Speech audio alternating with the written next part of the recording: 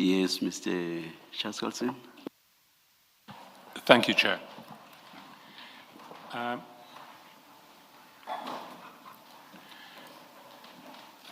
Mr. Nisio, I want to turn now to the issue of the invoices for ad hoc security services that we've touched on. And I'm going to deal with it in three different sections. So I'd like you'll have the opportunity to address each of the three sections. The first section relates to the events of 5 and 6 March, where there was a mad rush to get the invoices paid. The second section deals with the events of 4 April, where there was another mad rush to pay the one outstanding invoice that related to a previous financial year. And the third and last relates to the events of 26 June, when the provision of ad hoc security services is terminated. So I'd like you not to deal with later events when we're dealing with the earlier events. You'll get the opportunity to do that. And to start on the events of 5 March, for the most part, I'm just interested in the structure of the communications.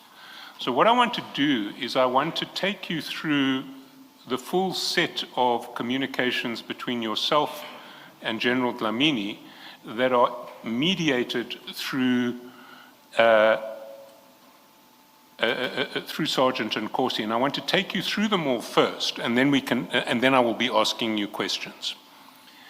And for the purposes of this process, you really need to have files 3 and 4 open simultaneously, because you're going to be communicating with Sergeant Nkosi in file 3, and then Sergeant Nkosi is going to be communicating with General Dlamini in file 4. And the starting point, I suppose the starting point is the version in your statement, which you address at page 31 of your statement. So before we get to the file, to the actual chats, let's look at what you say in the statement. Page 31, paragraph 125, you say that Sergeant Nkosi overheard a telephone conversation between me and Mr. Calvin Madlanga, during which he complained about the city owing his company a significant amount in outstanding payments. He indicated that legal action against the city was being contemplated should the matter remain unresolved. And then you describe the previous correspondence going all the way and what you communicated to Mr. Madlanga. But the first question I want to ask is, that conversation, when did it take place? Was it on the day when there was this mad rush to get the invoices paid, or was it earlier? It was not on the day. When Mr. Calvin Madlanga called me, it was in the early days of March. On the 3rd of March? The early days of March. Early days of March. So it was before the 5th? Before the 5th. Yes. So Sergeant Nkosi overhears you speaking to Mr. Madlanga sometime before the 5th of March, a few days before the 5th of March. Yes. Right. What you say then is that following the call, I think we go down to page 33, Sergeant Nkosi, as I discovered subsequently, took it upon himself to assist as he knew Deputy Chief Mr. Umashi Dlamini of the TMPD, 132. Now, when did you discover that Sergeant Nkosi had taken it upon himself? So while we were driving, he went on a call and he called Deputy Chief Dlamini, and he gave me the phone. That's when I had identified that he had given him a call already. Sorry. So you're driving with Sergeant Nkosi on the 3rd of March, or early days of March, and he overhears a call from Mr. Madlanga to you. Yes. A few days later, you're driving with him again, and you overhear him calling Deputy Chief Dlamini. No, SC, that's incorrect. On the same day, while I was wrapping up my call with Mr. Calvin Mahlangu, Sergeant Kosi calls Deputy Chief Dlamini on the same day.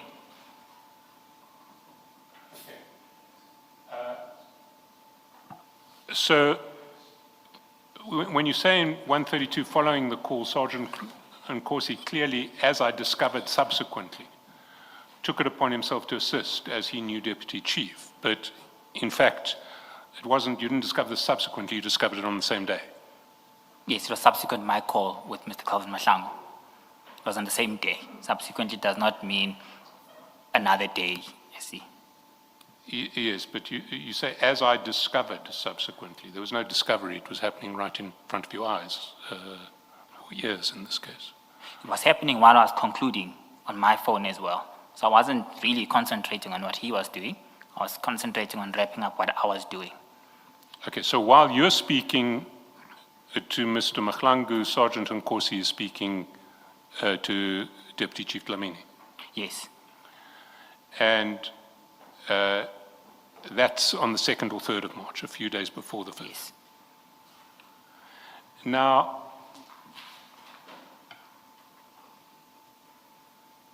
what we then see is the texts, which start on page 141 in file 3, and at the same time have page 503 open on, well, it will be 427 and 503 as we jump through file 4. So on the 5th of March, towards the foot of page 141 at 9:38, you message Sergeant Nkosi saying, "Is the general winning?" Yes. Now, this is at least 2 days after you have had the call from Mr. Mahlangu. Yes. And you understand what the issue is. Yes. Now, you're asking Sergeant Nkosi, is the general winning? So you know he is engaging with the general. Yes. How did you know that? On the day when he called Deputy Chief Dlamini, he handed me the phone. I spoke to the Deputy Chief Dlamini. I expressed to him the concerns on the call that I just received. He said he was not aware of this matter. However, he will look into it accordingly. Then I requested you will then give advice, and the call ended. But this is a Tshwane matter, is it not? The Tshwane matter is. And when you ask General Deputy Chief Dlamini to give advice, presumably he gives advice to you as the CFO. Yes.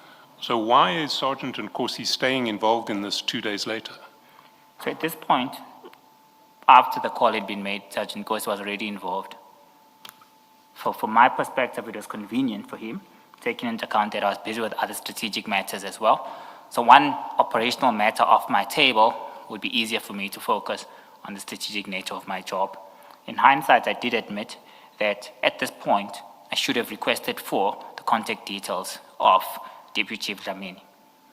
So you effectively used Sergeant Nkosi as your representative in dealing with Deputy Chief Dlamini on this issue on the 5th of March? Because he was already involved and I knew they were close to each other, I asked him for feedback.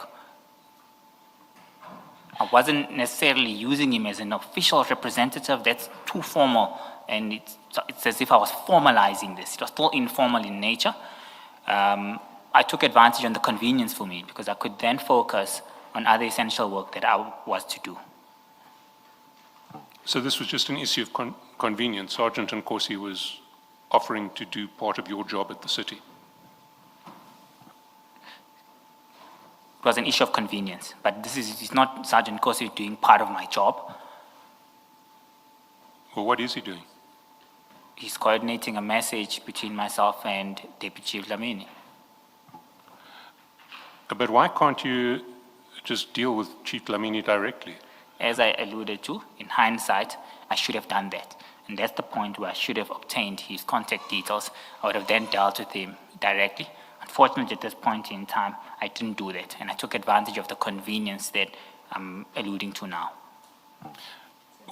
Can I just ask, sorry, Mr. Chaskalson, I might have missed what you said, Mr. Mnisi.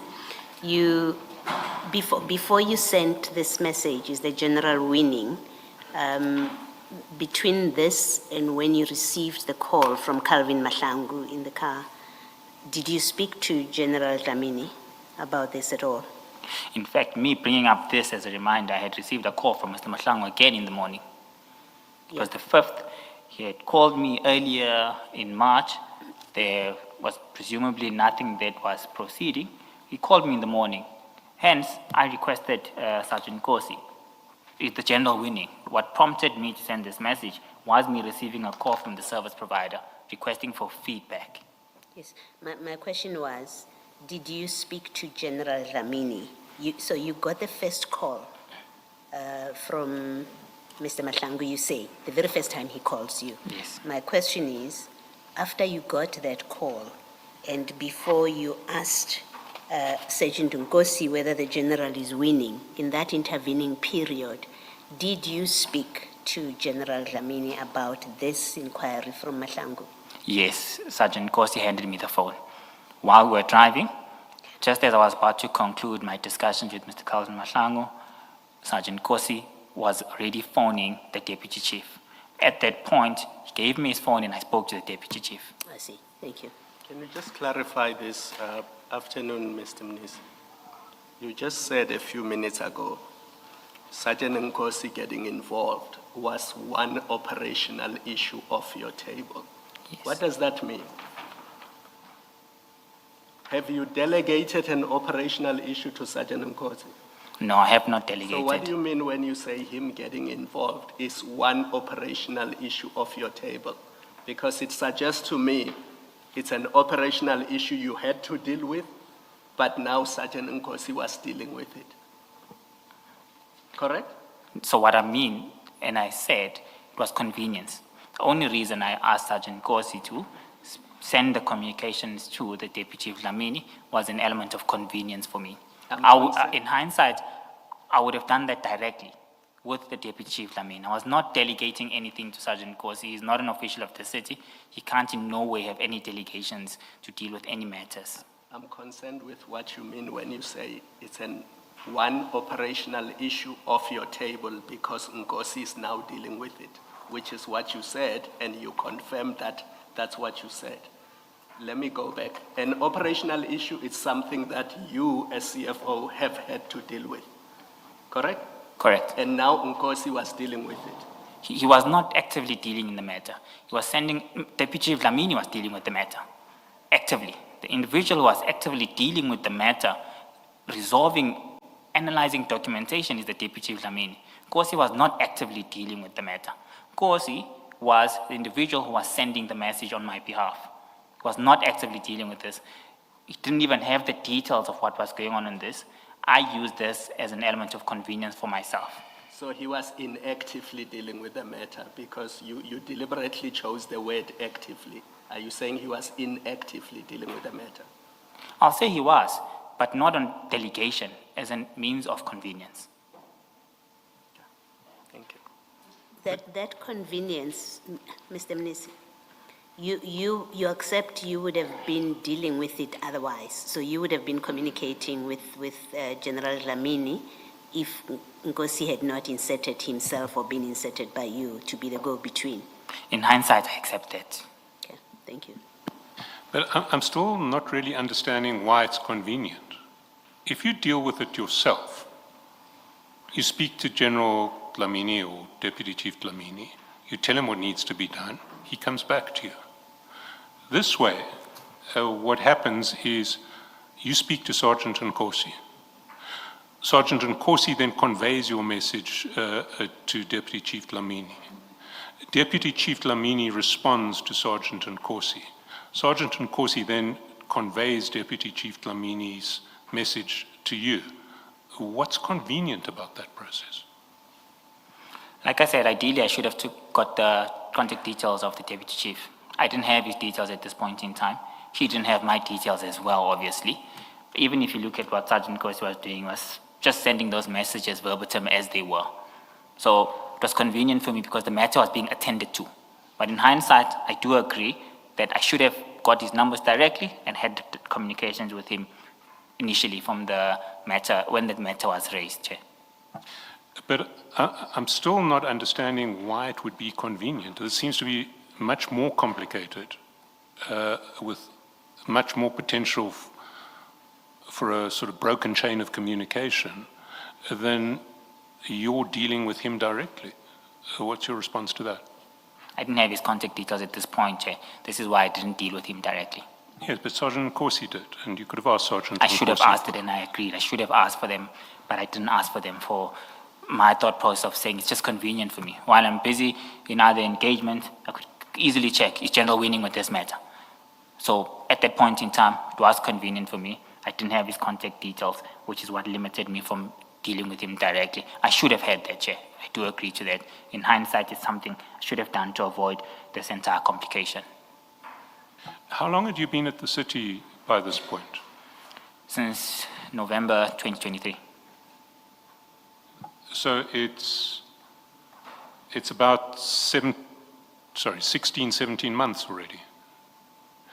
And you didn't have the contact details of the deputy head of the TMPD? No. I normally engage the chief of police. And you don't have a central directory available for senior executives at Swane? That gives cell phone numbers, no. You do not have administrative staff in your office, We do have. so you have a PA, I do have a PA. and you didn't think the PA should deal with this and communicate with the general with General Dlamini instead of an outsider who's really a member of the public for all intents and purposes. At this point in time, it didn't cross my mind, Chair. Okay. But in hindsight, I should have. Well, let's just quickly run through these messages. 141, you say, is the general winning. That's at 9:38. The response by Sergeant Nkosi is at 9:46. Morning, my brother, I'm on to him. Then if we go to 503 of file 4, you see that there's a screenshot then that Sergeant Nkosi sends to the general of your conversation. 503 of file 4 on my side is a transcript. So I've got bundle 3 open.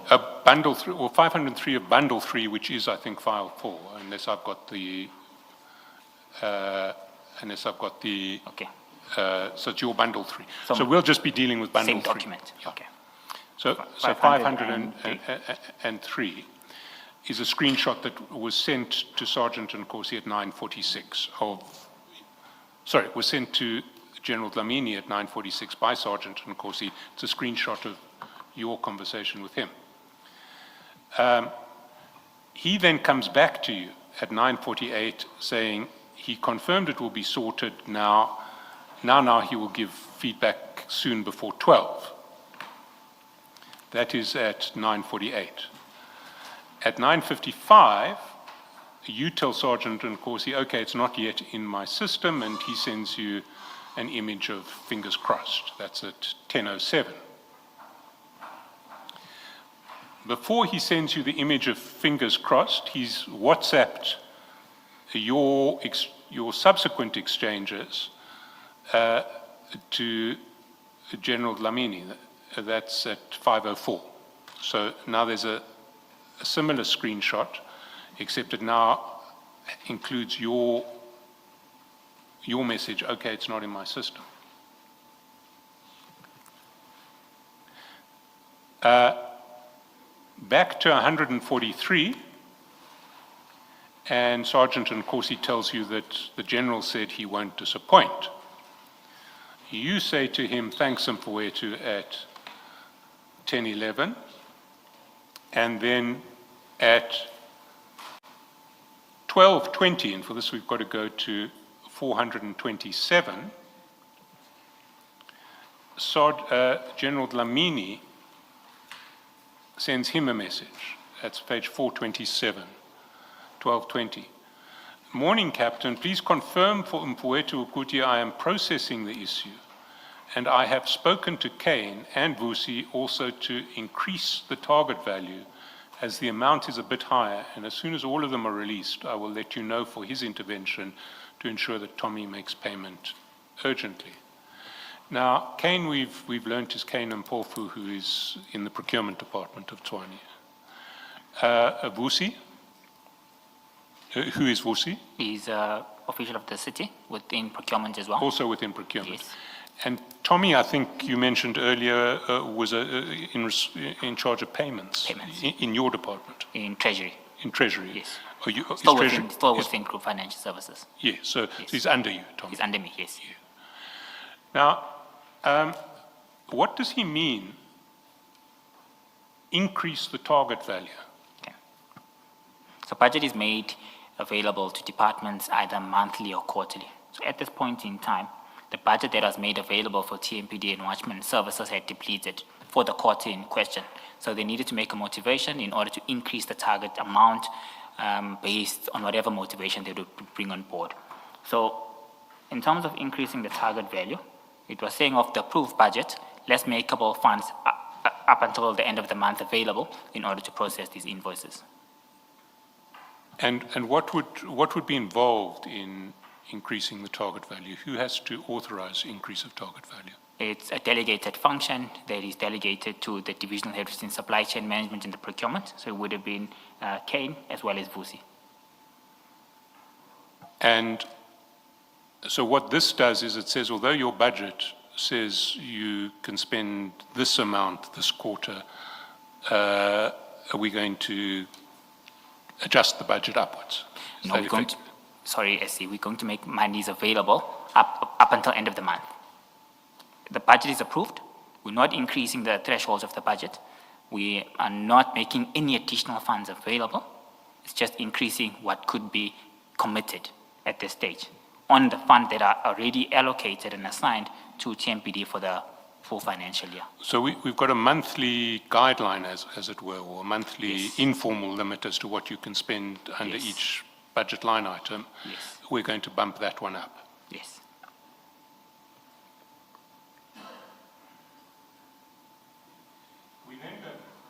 We then go back at 143, and that message is then forwarded to you by Sergeant Nkosi at 12:52. So it comes at 12:20, it only gets to you at 12:52, more than half an hour later, and you respond immediately at 12:56, thanks Mfowethu, thanks. Can I just pause there? What we're seeing in this example is how the allegedly convenient mechanism that you're using to address this situation actually results in delays in your getting the information that you would otherwise get. So so the general communicates this at 12:20. You only learn about it from Sergeant Nkosi half an hour after that, at 12:52. You're nodding your head. Yes, I'm agreeing to that. So you're accepting that there are some inconveniences in No, this I'm not relationship? accepting. I'm accepting the matter of the messages being sent a few minutes later, but I'm not accepting the issue that there's inconvenience. I'm happy that the matter is being attended to. Besides, at this point in time, I might be occupied with other matters of council as well. As long as I'm getting feedback that the matter is attended to, I'm happy. But that feedback is being delayed by half an hour, more than half an hour. Yes, and I'm still happy because the matter is at least being attended to. Some 3 hours later, at 3:52 p.m., you WhatsApp Sergeant Nkosi again saying, thanks, is the general winning? Yes. Mfowethu is the general winning. It takes him more than half an hour to respond to you, at which point he forwards something from the General saying, yes, we have one, busy with creating requisitions and at the same time releasing them in order for buyers to create purchase orders.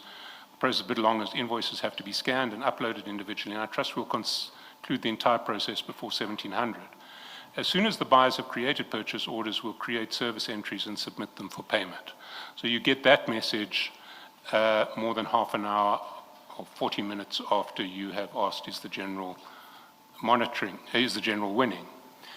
And the General says he's still in the office monitoring the process underneath, which is forwarded to you by Sergeant Nkosi. You also get a copy of the invoice that we'll deal with later, which is the invoice from the 23-24 financial year, and there will be problems with that. 235, you say thanks, Mfowethu. Sorry, that's 435. The next communication is roughly 2 hours after that. It's now 8:23 p.m. when you get forwarded through this chain a message from the General saying, evening, Captain, just to confirm from Mfowethu Kuti, everything has been processed and I've spoken to Kane and he promised to ensure that the buyers create purchase orders. As soon as I receive the purchase orders, I'll fast track the service entries. So that's a full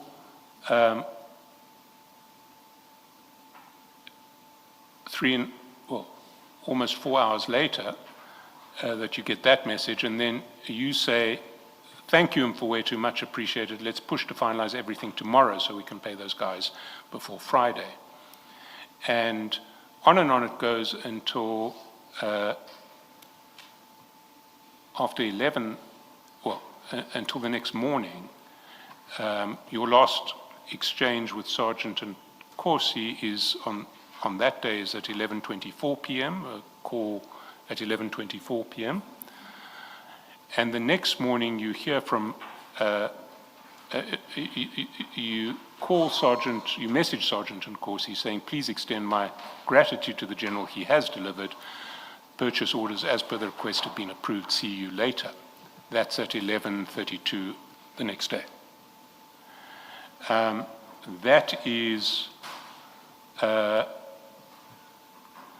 That is then forwarded to Sergeant Nkosi, by Sergeant Nkosi to the General, and at 11:45 at the top of page 146, you see that the message comes back from the General. Morning, Captain, I can see that Mfowethu is happy and we are also grateful that we have assisted. So over these 24 hours, through Sergeant Nkosi's intervention, you've managed to have a conversation with the General that has resulted in these invoices being paid. Yes. Your version is that you just used Sergeant Nkosi because it was convenient. Yes, maybe just to make a quick correction, not invoices paid, purchase orders processed. Purchase orders processed, Yes. sorry. I accept that.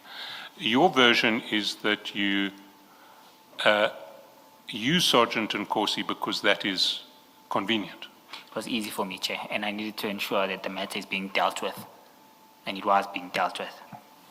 But in the process, what you've effectively done is you've taken an outsider to the city and you've involved him in communications relating to city payment processes. He had involved himself, Chair. What I should have done, which I've conceded, was that I should have, at the point where he involved himself and called the Deputy Chief, requested for those contact details, which was a flaw on my side on that matter.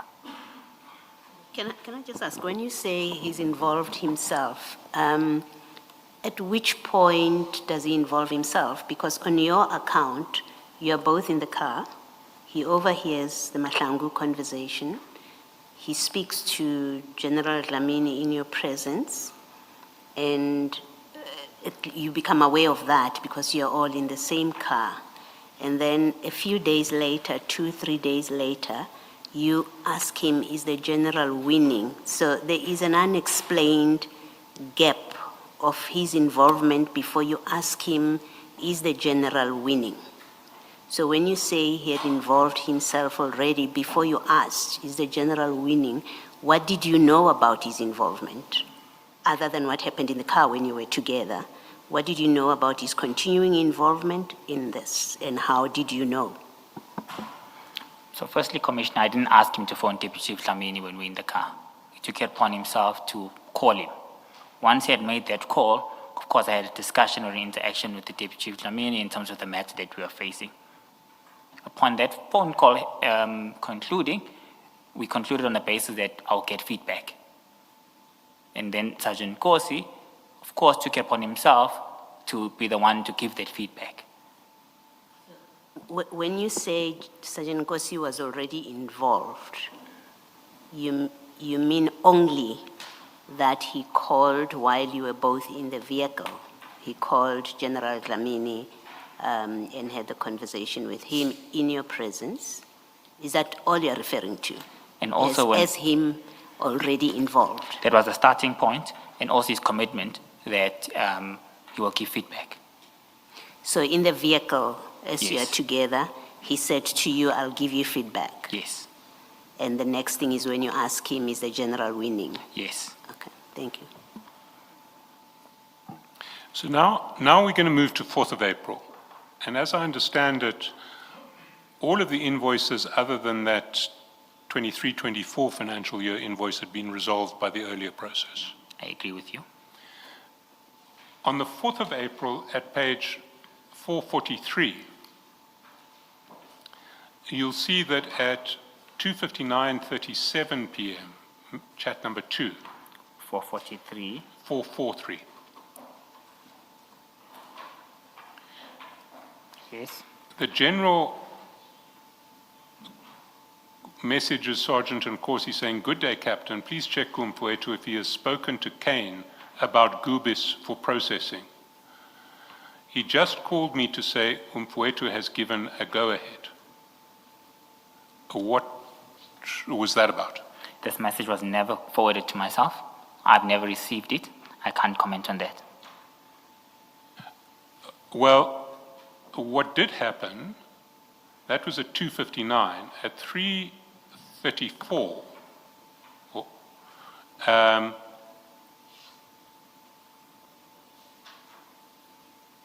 there are a succession of calls between yourself and Sergeant Nkosi. They start on page 187. Okay, 187. And if you see, start with message time 1:34:25, then 1:34:34, then 1:34:39, call back from Sergeant Nkosi.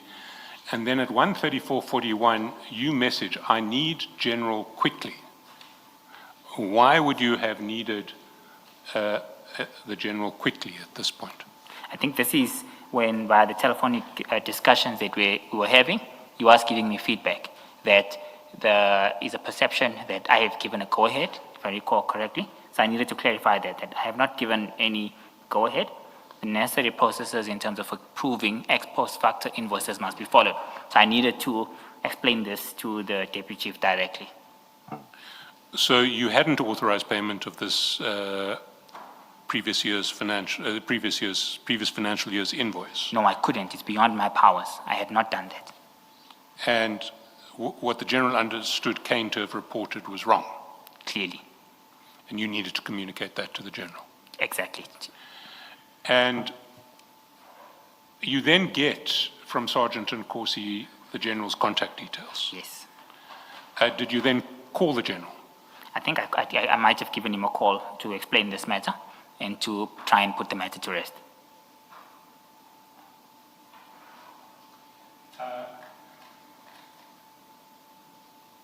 That's at 3:38. At 4:33, you call Sergeant Nkosi, and then at 4:37, you send Sergeant Nkosi a screenshot. In fact, first at 3:37:41, you sent him a screenshot.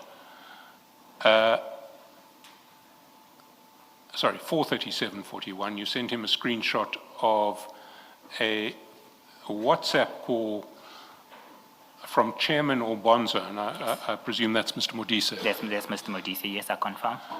And then underneath another screenshot of a call from Mr. Modise.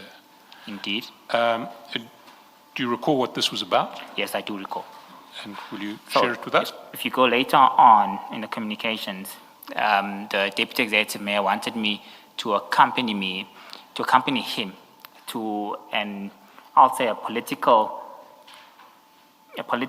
event where they were needed to give feedback on the engagement on the status of Gauteng municipalities. If you go down just a bit on 191 and 192, 193 and 194. This was in relation to that. So at this point in time, I clarified to the Deputy Executive Mayor, look, this is not an official provincial government matter. It looks like it's more political party related. I'm uncomfortable to attend to such. So what I can do is just do the report for you and take you through the content of that report. You should be in a position to articulate that. So why I'm sending this to Sergeant Nkosi is part of me just venting and crying around saying, hey, this individual, which is his associate, and I had known this as well, keeps on calling me, wanting me to accompany him to this. I was uncomfortable with that, taking into account that it's not an official city or provincial government related function, it's more political party related. Due to my impartiality, I was extremely uncomfortable. So while I sent him this, I was just ranting and raving and just need a friend to talk to. Didn't expect him to do anything for me on that. So it has nothing to do with the 4 April, with the previous issues relating to that 2013-14 invoice? Absolutely nothing. Sorry, to do with that. 23-24 invoice. And your need to call the General urgently was to say, I haven't approved payment of this out of your invoice and don't do it on under my name. Precisely, yes. Let's go then to page 331. Before you move on, at that page 191, the way you explain your calls to Sergeant Nkosi doesn't seem to accord with the text of these WhatsApp messages. You start off, good morning. Did the Deputy Mayor call you regarding the meeting on Sunday? That's you. Yes, that's me, Commissioner. Yes. So what meeting would the Deputy Mayor be calling Sergeant Nkosi about, who is a member of the SAPS? What would he be calling him about? So there's a relationship to what was going on here. What was going on was that the Deputy Mayor knew that Sergeant Nkosi was an associate of mine. Within doing that, I presumably think he wanted him to convince me that I need to attend matters of this nature as well. I can't leave him to go alone. So we'll need to have that discussion to outline that. This was linked and fully aligned to the engagement which I was uncomfortable going, and I had expressed that to the Deputy Mayor previously. And then in the next text, you say, I told them that I can't get hold of you. Yes. You say you told Nkosi, you're telling Nkosi here that you told the Deputy Mayor that you can't get hold of Nkosi. Yes. Why would that be an issue that between you and the Deputy Mayor that you can't get hold of Nkosi? Sorry. He had I said don't to me understand. that in the meeting, I need to bring him. And I said, Sorry, no, that you need what? that I need to bring Sergeant Nkosi, I think. So the Deputy purpose Mayor- of me saying this was that I told him I can't get hold of you. He must call you himself. I don't want to get involved. I told them I can't get hold of you. So if he needs you to come to this meeting where I must be convinced to sort of engage in the political party related engagement, he must call you himself. So I was expressing to Sergeant Nkosi that he said he's going to call you. I said I'm not getting involved. So did he call you? I was asking out of interest. So the Deputy Mayor invites you, the Yes. CFO of the city, to Yes. come to a meeting on Sunday. Yes. And what does he say about Sergeant Nkosi when he invites you to a meeting? We had already had a discussion and I'd already indicated to him that I'm uncomfortable. Yes. So he didn't express that, but I presumed that maybe he wants Sergeant Nkosi to try and convince me that I need to support him in all aspects. That if I don't attend this, I'm not supporting him, and it's part and parcel of my job, maybe. But that's what the context of this discussion was about, Commissioner.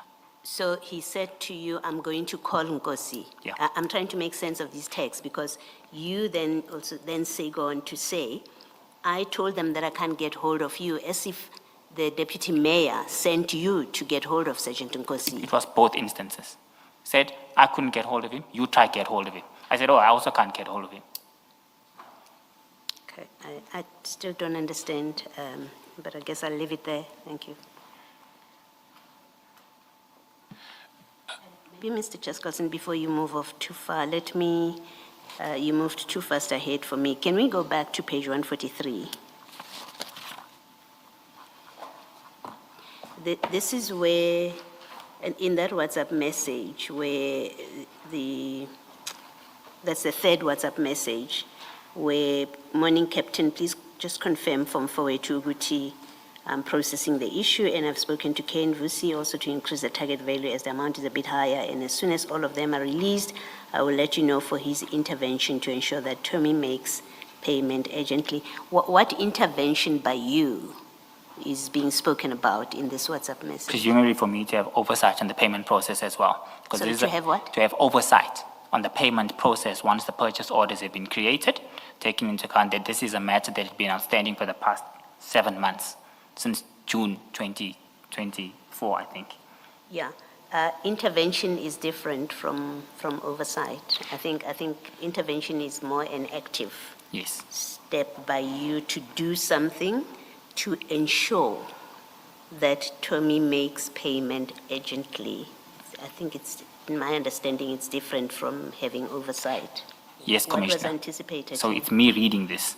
Me reading this and understanding this, I needed to assist in playing oversight so that the matter is completed. Once purchase orders are created, the payment needs to be effected as well. So I understood this as me playing oversight, no intervention that I could do to force payment down. I've got a cash flow management function that operates within the city. Within this instance as well, I can even confirm, I think payment was done by the 14th of March, if I'm not mistaken, in line with the city's normal processes of payments. So I read this as a form of me playing oversight in the payment process. As oversight as inactive, just watching and making sure it's being done. No, watching and ensuring that it's done. Playing oversight so that this does not fall through the cracks again. Yes. Yes. You see, when I read the rest of that sentence, which says to ensure that Tommy makes payment urgently, it suggests to me that you are going to do more than just looking at your computer to see that this is being done. You would unlock whatever, you would play a role in ensuring that Tommy makes payment urgently. That's how I'm reading it, and my reading of it accords with my understanding of intervention being a much more active role by you than just oversight, a passive role of just overseeing. Indeed, Commissioner, I agree to your thought process, but I need to align this to the work that I do as well. And the work that I do, there are strict processes, and payment files are issued on various days. So I need to play oversight to ensure the payment is included in line with the necessary payment file uploading process with the city's general processes. That's how I understood this, and that's what happened in this case. Thank you. Can you just clarify this one thing, Mr. Mnisi? When you are in the car with Mr. Sergeant Nkosi and you are having this phone call with it's Mr. Malachi. TC Dlamini. Dlamini? Yes. No, before then, the call that Sergeant Nkosi overheard. Oh, Mr. Madlanga, yes, Commissioner. Yes. Madlanga, sorry, not Malachi. The call that he overhears. How does Sergeant Nkosi know that the person at TMPD he must speak to is Mr. Dlamini, so that the process of payments can move forward? Because you say that's the first time he gets involved. He picks up his phone, he makes a phone call, he knows who to call, and that's how he inserts himself in the payment processes of Tshwane, which you then enable because you allow him to continue doing that. But how did he know that the person he must speak to make these things happen is Mr. Dlamini? I think Sergeant Nkosi has a relationship with Deputy Chief Dlamini. He knew that he was a Deputy Chief responsible for support and services and finance within TMPD. So by virtue of their own relationship, he had known his roles and functions and what he does. That's how he knew. All right, thank you. also ask this, this process that is in 143 in these WhatsApp chats and your participation in them, how does it accord with the process that you described yesterday? Today's Tuesday. Yeah, that you described Tuesday, because all of it is happening on the 5th of March, and you described a process that involves other parties, right? I think you said TMPD, SCM, and then there was a third, I think it was you or something. Yes. The third party. Now, when I look at all of these WhatsApp messages, they don't seem to align with the process that you described, where I think among other things you were explaining that certain documents must be in, they must be checked, verified, the service was provided, was it properly authorized, does it accord with the deployment letters or the terms of the contract, all of that. This process that is happening within hours doesn't seem to align with what you've described yesterday. Can you just explain? Yes. Right. So while this was happening, a lot was happening in the background, Commissioner.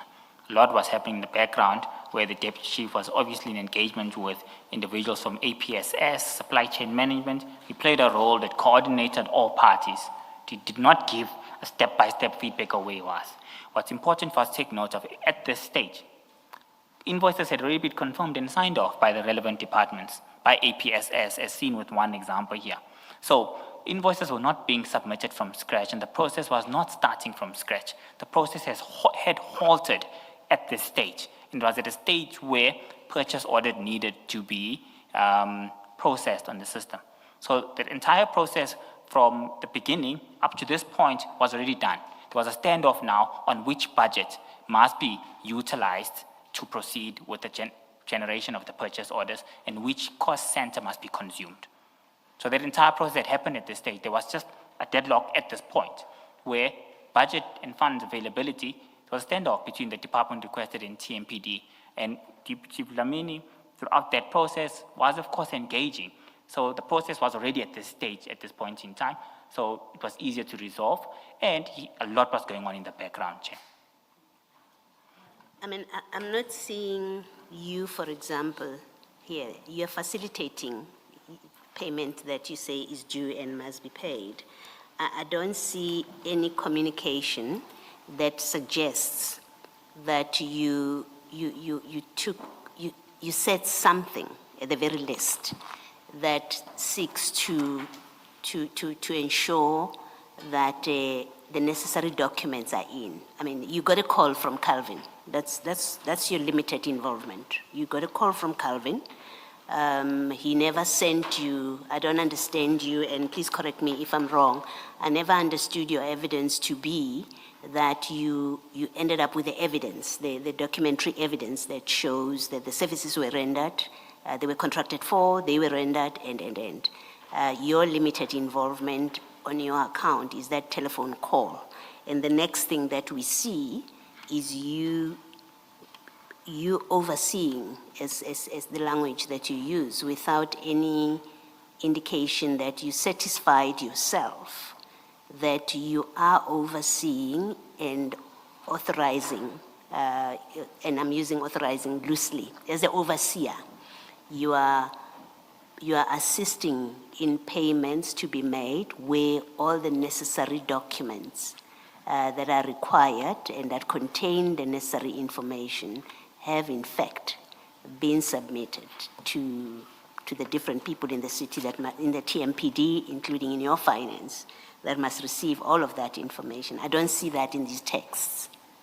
I don't know if, I think I spoke long. I think the summary of what I'm saying is, it doesn't seem from these texts that you satisfied yourself independently that your internal processes and documents are all in order. Thanks, Commissioner. I think, in short, this is not the first time the matter is brought to my attention. I attached in my second bundle GM22 and GM23, where the first discussion started occurring when representatives from Goobies Security Services were sending escalation communications to supply chain management requesting for payment. That was on the 29th 29th of January. It's there in annexure GM22. Nothing is done by supply chain management. The representatives of Goobies escalate that matter to me formally through email, and that is clearly indicated in GM23, if you might recall, on the 7th of February. Good day, CFO. We have this issue. Our invoices have not been paid. But within that is an attached letter, statement of account, and invoices, which appear to have been certified as correct and work done by the relevant departments. So what I do from there, also within GM23, as per my bundle, I escalate that further immediately. I say, TMPD, I directed that matter to Mr. Tukudu Malachi, who was on the email. I then CC Kane, or I direct to Kane, I don't CC him. I reply all. But replying all, I isolate the two individuals whom I think should be in a position to resolve this matter. Within that process, this is the 7th of February, nothing is done. Then I receive a call early March from the director of this company. So I had seen those documents throughout the escalation process. Okay. Thank you.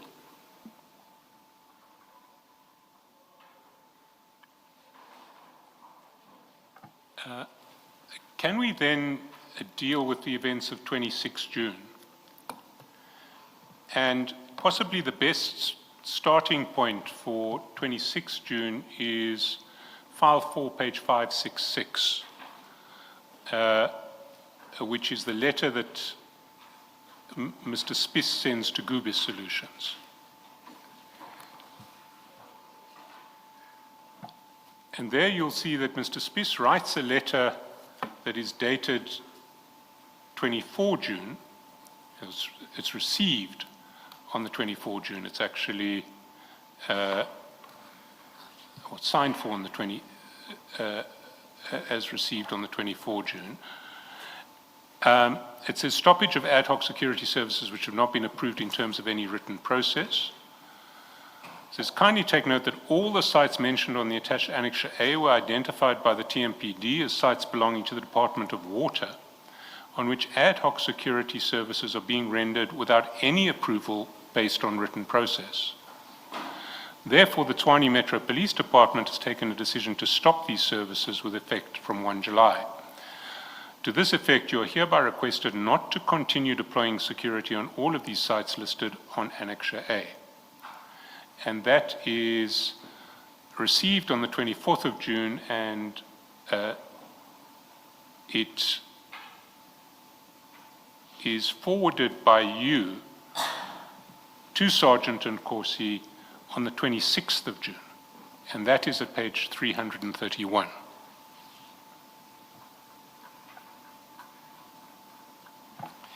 And there at page 331, we see that on the 26th of June at 9:57, message time 7:57, you forward to Sergeant and Corsi the termination letter, and then you say, call him Mfowethu. Who did you want Sergeant and Corsi to call? Deputy Chief Lamini. Why? Because we needed to close the loop on this matter. There needed not to be any further uncertainty. There was clarity on how the new internal control process that were implemented. Ad hoc security services was now fully assigned to the full control of TMPD. So this was me saying this matter is now reached finality. I just need to close on this effectively and ensure that all parties involved are clear. And there will be no elements of uncertainty moving forward. The TMPD has taken full authority of this matter, and Water Department, if there's a need for any ad hoc services, they will communicate with TMPD. That was the purposes of me. So this is another example of you involving Sergeant Nkosi in operational matters that have nothing to do with him.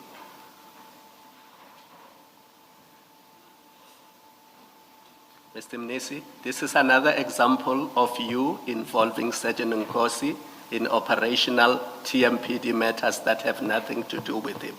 Is that correct? Yes, Commissioner, it's correct. He's not inserting himself here. Yes. You are inserting him. Yes, I am. You are sharing with him contractual documents between Tshwane and its service providers. Yes, Commissioner, dealing with termination of contracts between Tswane and its service providers. I agree with you, And you Commissioner. consider that appropriate? No, Commissioner. However, he was already involved in this matter, and this was closing the loop. This No, was no. all in relation to addressing these matters. If you can see further on, Can you not, please? We agreed on this yesterday, that if you answer my question and you want to explain, I will allow you. Okay. And believe me, I won't gag you at all. okay. Apologies, Commissioner. Sergeant Nkosi was involved in the payment issue relating to an invoice. We are now dealing here with termination. And you say he was still involved. How was he involved in the termination of the appointment of Goobies? Please explain that to me. So from my perspective, this was the context of that starting point of that matter, that this matter needs to cease. And if you look at the next chat, Chair, No, I I do don't ask wanna for go- Dlamini's number, DC Dlamini's number. I don't And want to go to the next chat. I'm Okay. asking you, how was he involved in the issue of the termination? from my perspective, it was still around the same topic. When we are discussing it now, does provide a perception that it's two separate events, but in my mind, Chair, this was closing the loop on this matter indefinitely, that we'll no longer have any issues of this nature, and I wanted to communicate this with the Deputy Dlamini. Remember that it is Commissioner Spies who takes the decision. It's a committee which sat, and I was part of that. Within that, there was a discussion with Water Services. Deputy Chief Spies was assigned to ensure that he runs with the process moving forward, because this function was now fully delegated to him, and there's no uncertainty any further. Let me tell you, because Deputy Spies has given evidence before this commission. He says on the 12th of March, he gave an instruction to Mr. Malachi to terminate this ad hoc appointment the following morning, the 13th of March. Mr. Malachi did not comply with that instruction because he said the instruction had to be in writing. And when Deputy Spies realized that Mr. Malachi was stalling with these terminations, following an investigation which led to Mr. Malachi's suspension around the same period, he then wrote the letter terminating the services. And that's his evidence, which Mr. Malachi came here, although he disputed the issue of the insubordination, he admitted that that is the sequence. Now, was Sergeant Nkosi part of the committee discussions to terminate the appointment of Goobies? No, Sergeant Kosi was not part of that. So he was not part of that. Now, this letter deals with that termination. Yes, So when you say he was involved, not in the one invoice from 2024, the termination in June 2025, how was he involved? from the Sergeant context of my discussion and how I'm responding to you, Commissioner, is that this was closing the loop and closing this matter. Yes, it might seem like it's two separate events, but from my perspective, it was around this, it was for the same incident that he was involved in terms of ad hoc services. It was for the same instance of the same company that we're dealing with here. So I assumed at that point in time that it was closing the loop. And in fact, what I should have done was ask for the number first, because I asked for the number afterwards. And it's a hindsight that I've done, because immediately after that, I asked him for the details because I realized it. I should communicate directly.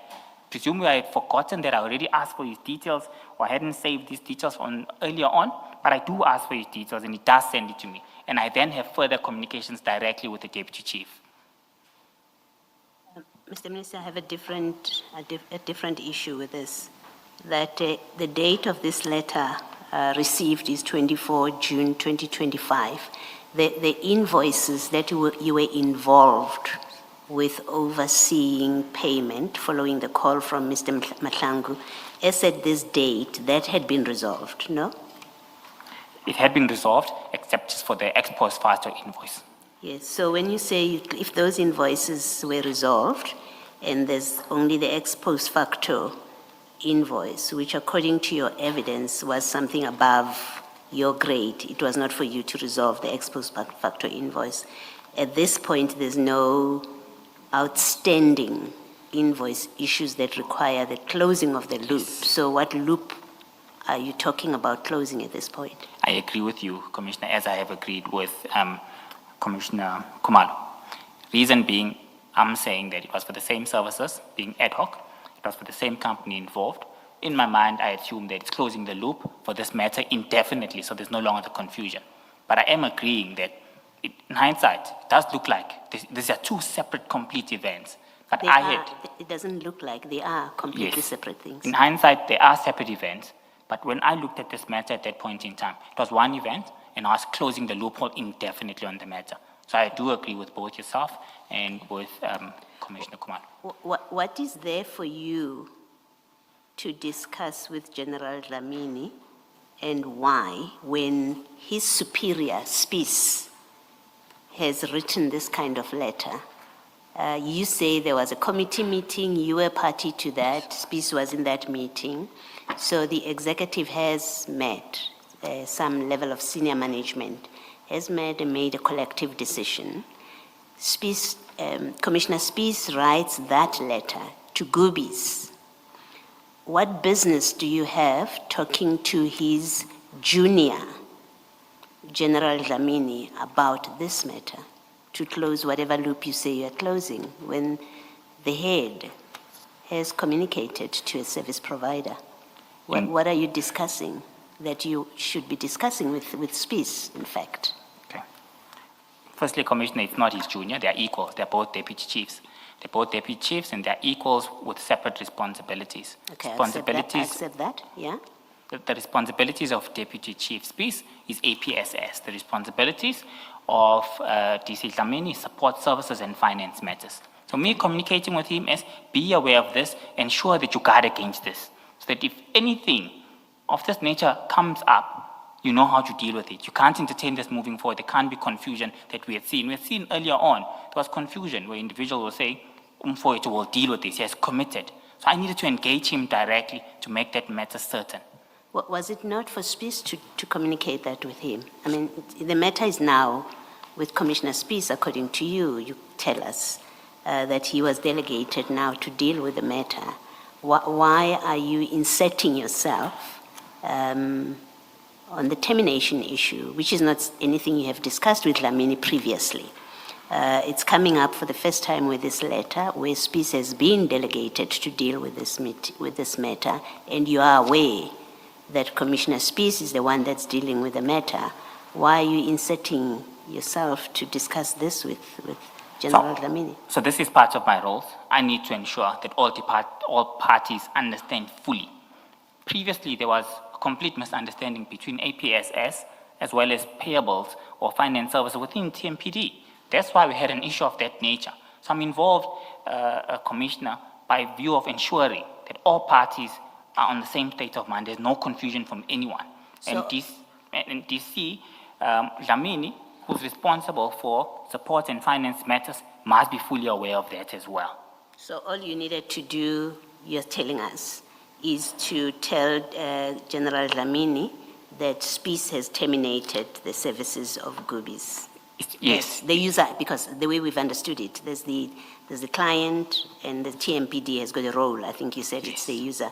So that's all you needed to tell General Dlamini, that Spies has terminated this agreement. Yes, Commissioner. I need to ascertain myself that he is fully aware of that, yes. Okay, thank you. Can we just, I will leave this to Ms. Chaskalson.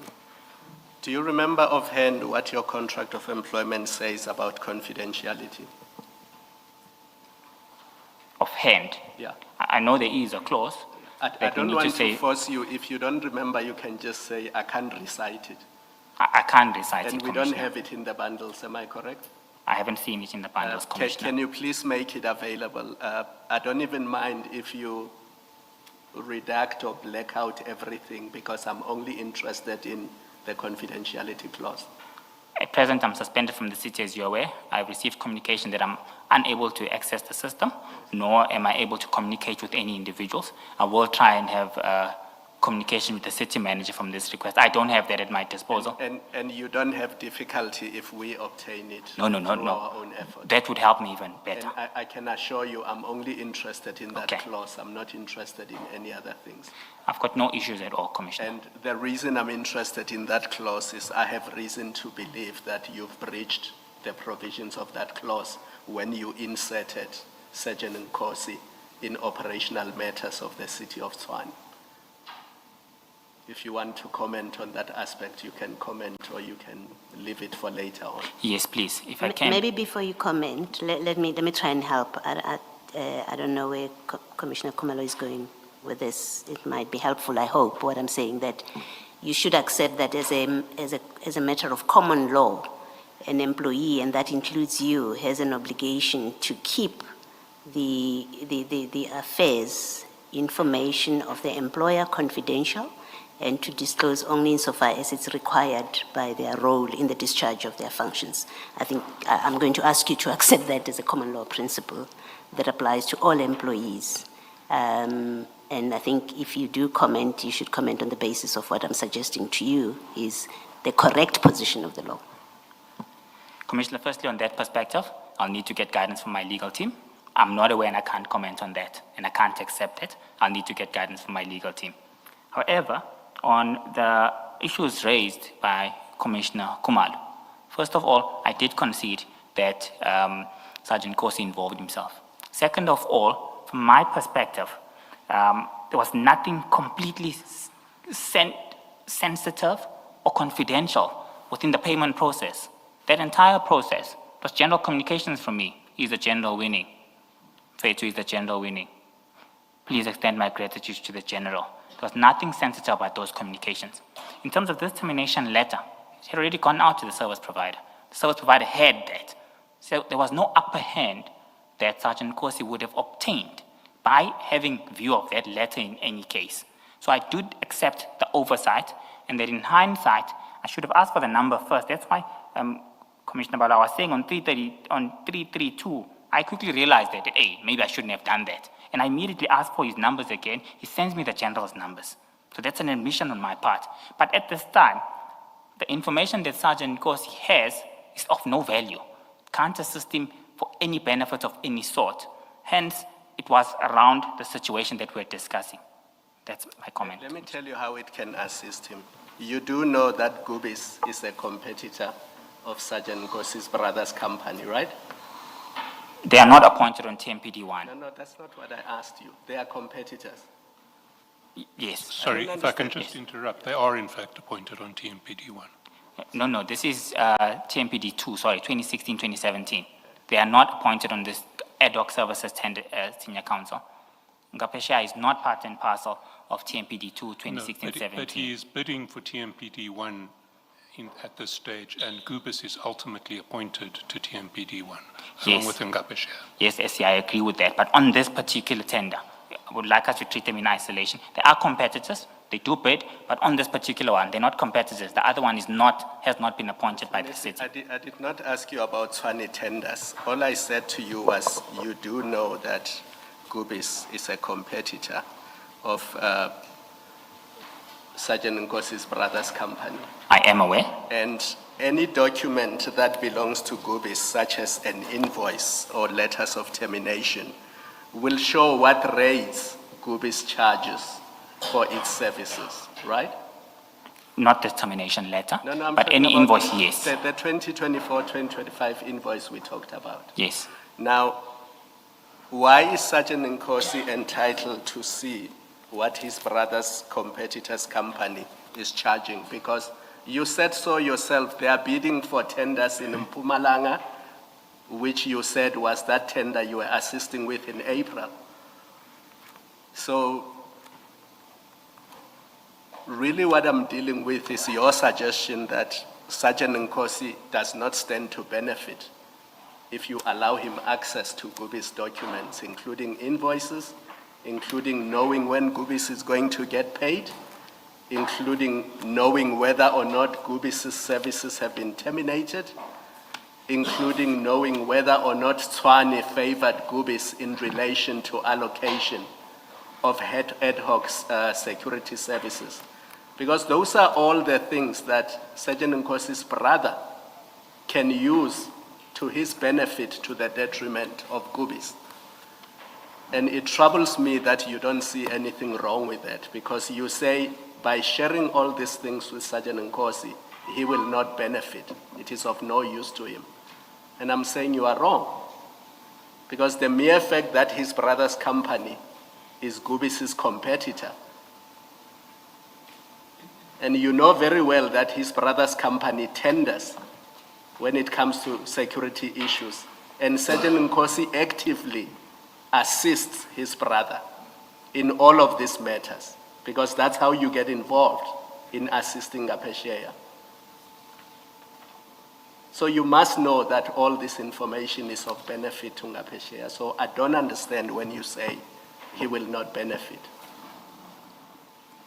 Do you want to comment? Yes, I do, please, Commissioner, with your permission. Firstly, I need to focus on documents that I share, and I shared this termination letter. It's the only sensitive document which I'm of the view that it is of no value to him. Why I'm saying that the termination letter contains nothing in terms of rates, pricing, or anything that could benefit Ngapesheya. Reasons being, for this tender, which these ad hoc services are currently operating in, they're not even appointed. So even if he does know, there's no way or form that it could be allocated the work that was allocated to Goobies. Hence, I'm saying, from what I share, there's no benefit that he would have. I did not share an invoice. I did not share a payment date. I did not share a requisition with Sergeant Nkosi. But you allowed Captain Ndlamini to share that invoice with Sergeant Nkosi, who then forwarded it to you. I didn't allow him. He will explain why he shared it and what were the reasons behind that. I did not allow that. But you didn't stop it when you became aware that Mr. Ndlamini shared it with Nkosi, clearly with the intention that he must forward it to you, because that was the whole point of the exercise. He assists you. That's the only reason Sergeant Nkosi got involved in that dispute with Goobies. He says so even in his evidence. It was to assist you. And I agree to that. It was to assist me, but I did not ask him to assist me. He volunteered and out of his own took it upon himself to do that. Further to that, I couldn't stop the invoice being shared. It was already shared. There was nothing I could do from that. Okay. Thank you, Mr. Stalson. Can I ask you why you asked Sergeant Nkosi at this stage to contact Deputy Chief Dlamini? Why didn't you call Deputy Chief Dlamini yourself? I think we can see, and that's what I was trying to alert Commissioner Kumala. I had clearly forgotten that I had his details, or I did not save them. Hence, I asked for the details again on the next page. So I couldn't find his details when I tried to call him. That's when I reverted back to Nkosi. However, I further on the next page ask him for those contact details, which he sends them to me. And I communicate directly with the Deputy Chief.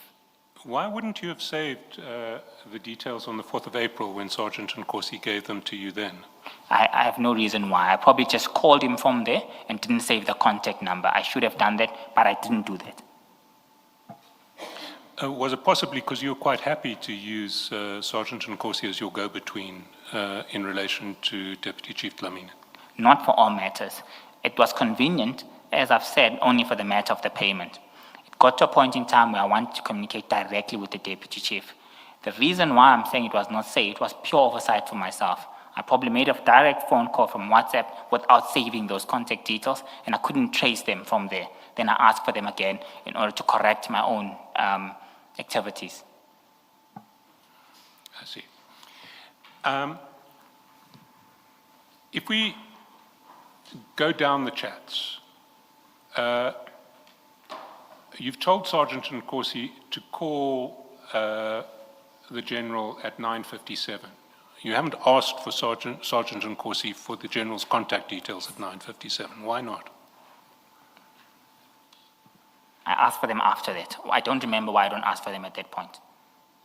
Why is your starting point to ask Sergeant Nkosi to be your go-between as opposed to getting the contact details so that you can deal with the General directly? So I think from my perspective, as I was stating to the Commission, that this was still a matter that I was relating to from my context to the ad hoc services, one. Secondly, to the issue of Goobies. Hence, I asked Sergeant Nkosi to do that. But immediately, I asked for the contact details as well, as an element of correcting myself, because it does click to my mind that, let me engage this directly. I don't need Sergeant Nkosi to assist with this. He then sends me the contact details, and I proceed with having discussions.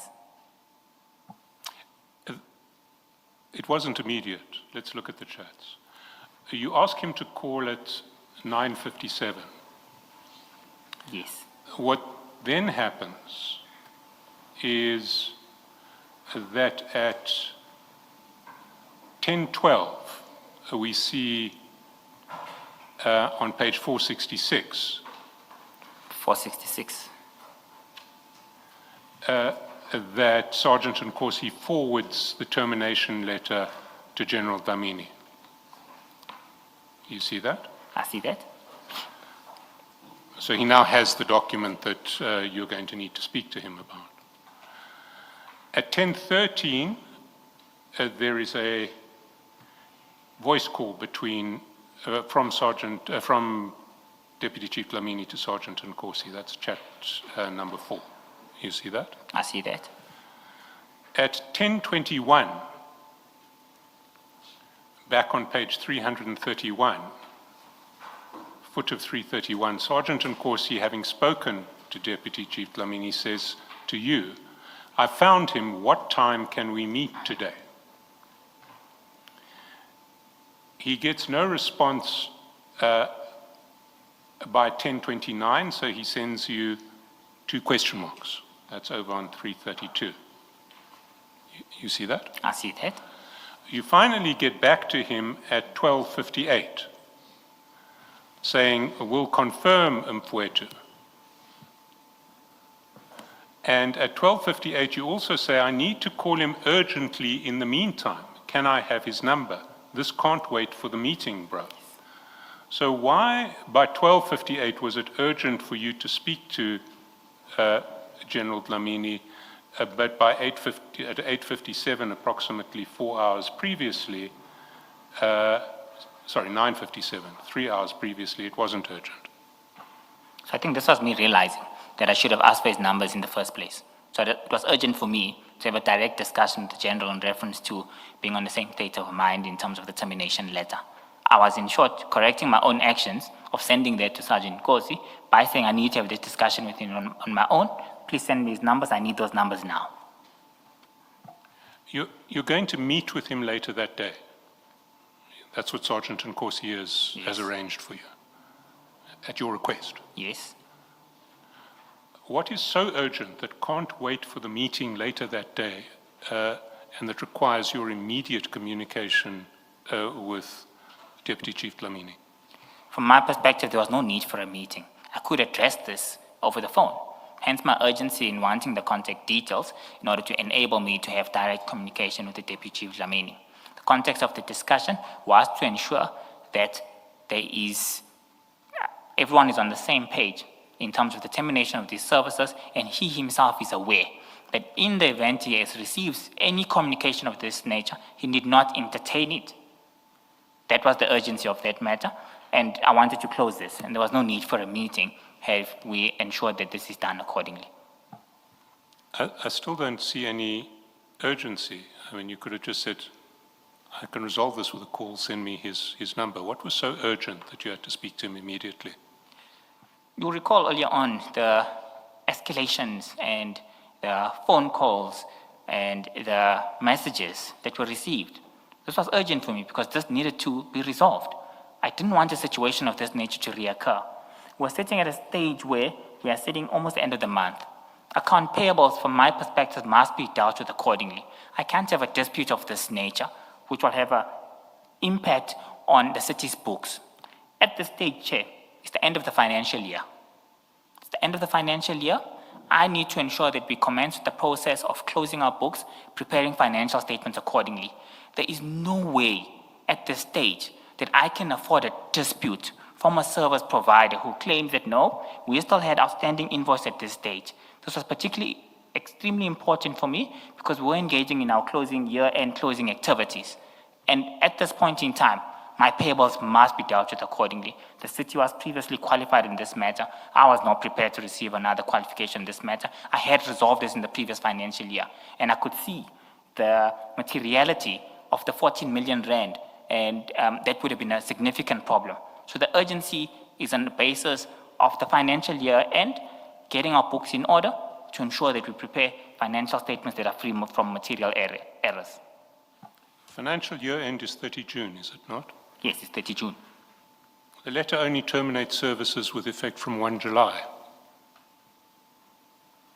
Yes, The letter only terminates services with effect from 1 July. that's true. How on earth can it affect financial year end if no services that are provided up to 30 July will be subject to the termination? Firstly, SC, what essentially is that outstanding invoices from this point in time must be adequately reconciled and captured accordingly. If it's issued on the, can I just go to the page? You said it's page. I want to see the actual letter. 566. 566. I want to go to that actual letter.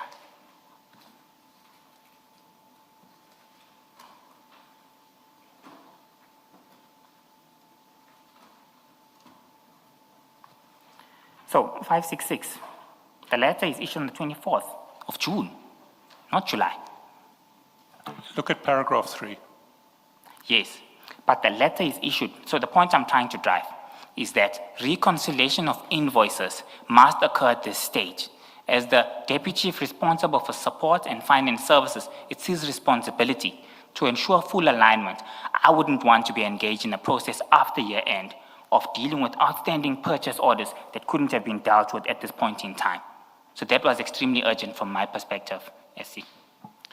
Was the purpose of the meeting to get him to put in purchase orders, to ensure that purchase orders and invoices have been put in? Is that what made this urgent? No. The purpose was to ensure that the books are in order, that we don't get a surprise after year end, after financial statements have closed. At this stage, I had received no complaint.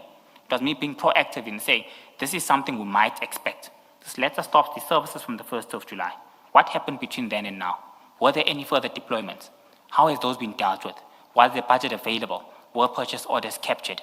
I wouldn't want a repeat of what we've just faced at the close of the financial year, because at this point, it's something that's outside my control. And submitting financial statements to the AG with such flaws could result in a qualification area. Are you saying the committee that you were part of, which made the decision to terminate, didn't take those factors into account? So that committee took a decision that internal controls around ad hoc services must only be dealt with by TMPD. Yes. So what are you discussing with Lamini? What I'm discussing is that we need to ensure that before year end, before the 30th of June, any outstanding matters in this regard have been resolved. We will not have the leisure of time to make necessary corrections. Did you know for there to be outstanding matters at this point, when you are urgently seeking a meeting, in fact, seeking a discussion which can't wait for a meeting, did you know for there to be any outstanding invoices? No, I didn't know at this point, but we had on previous financial years a massive scramble. I know the history. We've had enough of that, so I don't need you to go back there. I'm asking you a very direct question. You proactively seek out General Dlamini, and the context of it is you were in a committee. That committee made a decision that from the 1st of July, we will not be using these services. A termination letter must go out. You tell us that someone was delegated to deal with the matter. Spies is dealing with the matter, right? We understand, I do understand your evidence. Commissioner Spies was tasked to attend to this matter and bring it to order and finality. After that meeting, General Dlamini gets a copy of the letter. You are aware of that.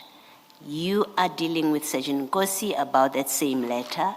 You ask for a meeting with General Dlamini, and you're telling us you were proactively seeking to anticipate any disputes about outstanding invoices. I must say it's very strange unless you say yes, I was aware that there are invoices that may be an issue, and I was dealing with Lamini so that we sort that out. If that's not your account of why you are being proactive about this in the way that you are being here, if that's not your explanation, then it is quite strange to me at least that you, when someone else has been tasked to deal with the matter, you decide you're going to take it on, and you're going to take it on with Lamini instead of leaving it to Spies to deal with. Thanks, Commissioner. I think firstly, I was not aware that DC Lamini had received this letter. And the purposes of me having this urgent request to engage him was purely as a result of me safeguarding the adequacy and correctness of the city's books from a payables perspective. It was end of the month. His roles and responsibility is support services and finance matters. I had a responsibility to play in terms of ensuring that he ensures that the component that he deals with his colleagues, Deputy Chief Spies, is dealt with accordingly. It was a highly problematic area. We had seen issues on a regular basis, up to a point where it was even in media. So it was extremely important for me to address this matter. I needed to be proactive because I could foresee that this, if not raised, could come up at year end or a month after we submit financial statements, and I wouldn't be in a position to take on anyone. So proactively, I need to raise concerns and risk areas to respective colleagues. Thank you. And you could not send an email to both Spies and Lamini through proper channels to say, I have these concerns, please address them, make sure this doesn't happen come financial year. Why do you use back channels that involve Nkosi? Because it raises suspicions to me that an internal matter, the letter is from Spies, you are in possession of it. What's so difficult with you sending an email to Spies and Deputy Commissioner Lamini and say, in the past financial year we had this issue, make sure that it doesn't arise in the current financial year? Why do you go and fetch Nkosi and give him the letter and say he must arrange meetings with Lamini, who is your colleague at Swani? Yes. Commissioner, I had already considered that I should have asked for his details first. And I do correct myself a few hours afterwards and I get his details. The reason for me addressing this via telephonic mode of communication with Deputy Lamini, it is pure responsibility. It's his responsibility at year end to ensure that finance-related matters from TMPD are dealt with and dealt with And accordingly. it's not the normal channel, that's my issue. It's the private cellular phone numbers. I mean, this is a work issue. This is at work. You can use your email at work to send an email to him at work to say, please bear in mind that we had these issues in the past financial year. Make sure that they don't happen again. If you need more clarity, give me a call on my landline in the office, or I call you in the landline in your office. It's the back channels that concern me. It's the back channels where the private cell phone, the private meetings arranged by Sergeant Nkosi, the private, very urgent meetings that must happen immediately and cannot stop. Those are the back channels that concern me. Because this is a Tswane issue, it's an internal issue, it's an issue between colleagues who can send each other emails and does not need the involvement of Nkosi at all. Because these are now year-end issues. Commissioner, if I can comment, modes of communication, there's different forms which I accepted. There was nothing untoward by me requesting his cell phone details and calling him. The area of concern is indeed that I first request Sergeant Nkosi to do that on my behalf. I concede and I do correct myself and I get his details directly. So there's nothing untoward with utilizing a cell phone mode of communication to relay a message to a colleague. It happens all the time. It happens between me and the city manager, the deputy mayor, all the time. It's a mode of communication that we might utilize. Further to that, even utilizing a private a landline number. My PA takes all my calls. I don't even have a landline number in my office. They're all redirected to my PA to handle because that phone constantly goes off the hook. So I couldn't have utilized that.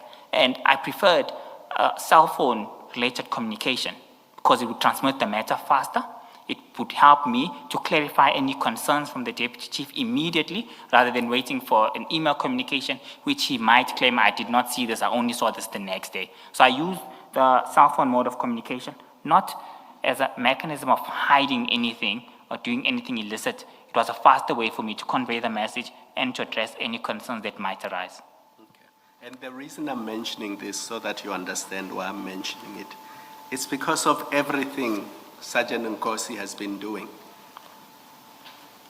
And everything he has been doing, which you considered that by the third or fourth time, it looked like he was trying to influence a tender which was being evaluated. And everything we have seen that he was doing, and the conduct that even you said was suspicious.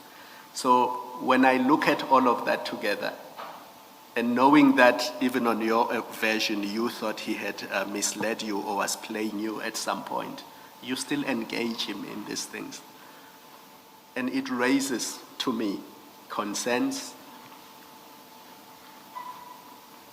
And I won't put it higher than that it raises concerns. That you knew at least by March, end of March, that he's trying to influence a tender that you are going to adjudicate. It's still being evaluated. And you found his behavior suspicious, although he never expressly said to you, I want you to rig this tender in my brother's favor. But you now know that he's doing all those things. And despite that, you still involve him in Tshwane matters. That's where, to me, the concern comes from. Thank you. Mr. Chaskalson, just a couple of unrelated questions, but still relating to the same chats. Mr. Mnisi, you suggested quite a while back now, in response to questions by Mr. Chaskalson, that you wanted to make this urgent call so as to obviate the need for the meeting. You remember that? Yes, I needed to address this matter Yes. urgently, And Commissioner. yes. So once you got the number and once you made the call, there would no longer be a meeting. That's how I understood you, correct? There wouldn't have been a need any longer. Yes, yes. Okay, now let's look at page 332, the third chat on that page, where you say, I need to call him urgently. And here are the words that I want to emphasize. In the meantime. My understanding of those words is that something is to happen now, but something else is to happen later. I want to call him urgently in the meantime. That is, pending the happening of something else. Would you agree that that would be the ordinary reading of those words? I agree, Chairperson. Yes, yeah. Now, I do not get it then when you say that as soon as you would have called him, there would no longer be a need for a meeting. If you accept my interpretation of this as you have just done. Do you want to respond? Yes, please, Chairperson. Yes. So, in the event that there's additional clarity-seeking questions, I had already requested for the meeting. I had already done that. And I'm sure Sergeant Nkosi had already informed the Deputy Chief. So I'm not sure whether he now moved whatever plans he had. So when I say in the meantime, I say if the need arises, and if there's any additional communication or clarity that we might need to have out face-to-face. So, Continue. yes, so it was in that context that I had already requested for a meeting, but I had realized that I should have asked for the number first. Yeah. So, But you say in so many words that once you spoke to him, there would be no need for a meeting. So I don't understand the explanation you've just given. Chairperson, I had already requested a meeting. I say in the meantime. That means nothing. If you say, once I called him, there would be no need for a meeting. So it doesn't matter that you had already asked for the meeting. Because all you would then have to do would be to say, because I've now spoken to you, General, there is no need for a meeting, and you would then tell Sergeant Kosi that as well. You agree? I was being courteous to Sergeant Kosi, Chair. I knew that once we have a discussion over the call, we would be in a position to resolve this matter, and there might not be any further need for a meeting. So when I say in the meantime, I'm telling him that I'll call him urgently in the meantime, and I will inform you if needs be, if the meeting must still continue. But for now, let me address the matter directly with my colleague. But That's- you can't say if the meeting will still be necessary. You've just said in so many words now, when I'm engaging you, and when Mr. Shaskalsin was engaging you, that there would no longer be a need for a meeting. You said so in so many words. Chair, our communications are informal, and I wouldn't express and expand in so many words. Hence, I'm taking you on your word, Mr. Mnisi. I'm taking you on your word. that's my word, and I stick to that, that I would have a correct, direct communication with the Deputy Chief, clear the matter, and if the need arises, we'll still have a meeting. That's what I meant by that. Okay, moving on to the second point. One chat down, you say, because earlier you said you want to call him urgently in the meantime. The next chat is, this can't wait for the meeting, my bro. This is totally at odds with somebody who's saying there would, once you've spoken to him, there would no longer be a need for a meeting. Do you agree? I agree, Chair. He was taking long to send me the details. I need the numbers now. I was trying to demonstrate urgency, that I want these contact details now. I can't wait. If he, in his mind, thinks, no, this can wait. So you accept that this too is an indication that you were still expecting that there will be a meeting, I accept that, Commissioner. or which I say is at odds with what you said in response to Mr. Chaskalsin and me, that once you called him, there would no longer be a meeting. At this stage, I hadn't communicated with the Deputy Chief. But in the context of me sending these, I knew. That's something else. That's something else. You knew what you wanted to talk to him about, and you knew that once you did, that would kill the need for a meeting. So whether or not you'd spoken to him is neither here nor there. Do you follow me? Chair, I follow you, but I tend to disagree with that notion as a result of this being related. So, if I couldn't get hold of him for whatever reason, then the meeting must still proceed. So, I'm explaining it in the context of saying, I said that firstly to communicate that I already requested for the meeting, but I want to call this gentleman now. Please send me all these details. I send a variety of messages to try and show my urgency that I need the contact details now. But in my mind, I knew in the context of the discussions, it's just the informal nature that I don't go further to express. Yes. Yes, Mr. Shaskalsin. Just listen before you do that. The call him and you need to speak to him urgently, was that precipitated by this termination letter, when you received the termination letter? Is that what triggered the request to make a call? In conjunction, Or the need to make a call? yes, in conjunction with ensuring that all invoices and account payables are dealt with accordingly. Yeah, so the sequence of these texts here is you first ask for a meeting. That's where you say, we need to have a discussion with him. So all three of you, I accept that the use of we here is not what you've told us earlier, which is, it was a reference to just the other party alone. You were all going to meet, all three of you, and then he says, I will call him, and then you get the termination letter. So the meeting was always on schedule, according to you. The meeting was going to happen.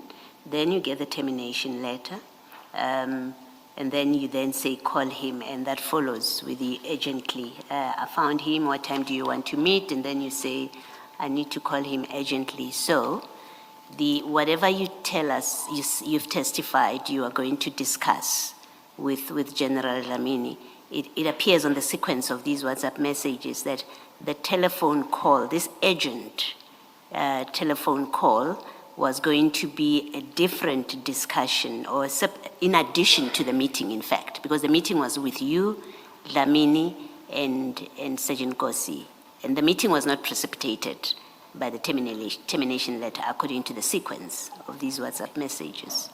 I say this to conclude that it seems that you were going to meet anyway. You just needed to deal with something urgently with him, but you were still going to have that three-person meeting that you've asked for.